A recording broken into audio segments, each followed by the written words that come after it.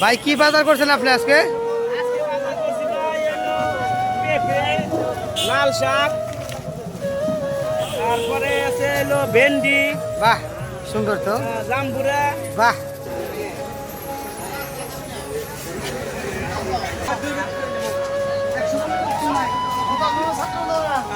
আসসালামু আলাইকুম কাকা, ভালো আছেন? ভালো নাই ভাই, মাথায় বাড়ি পেঁয়াজের লস, পেঁয়াজের লস। প্রতি কেজিতে 25 টাকা লস।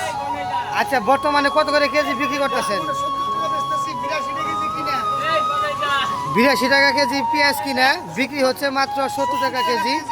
তো আসলেও জামুকি বাজারের আদায় লস, রসুনের লস। জামুকি বাজারের ব্যবসায়ীদের কিন্তু আসলে একটা লসের তলে পড়ে গেছে তারা। সবকিছু আমাদের লক্ষ্যদানি করে নতুন সরকার আসলে, লক্ষ্যদানি তো লক্ষ্য করতেছে না। ব্যবসার ধারা যেন ঠিক থাকে, হ্যাঁ, লাভ যেন হয়, কম দামে জানি কিনতে পারেন, একটু জানি বেশি দামে বেচতে পারে। বেচতে পারি। হ্যাঁ, সেটাই। কিনতেছি 120 টাকা কেজি, 40 টাকা কেজি উস্তা, সরকারে খালি মাংনা খাইবা মাগো। হ্যাঁ, এখন 80 বেশি টাকা খাওয়ায় না। কেজি মূলা কিনতেছি, 25 টাকা কেজি নাই, 50 টাকা কেজি হইছে। তাহলে আমরা বাঁচছি কিভাবে?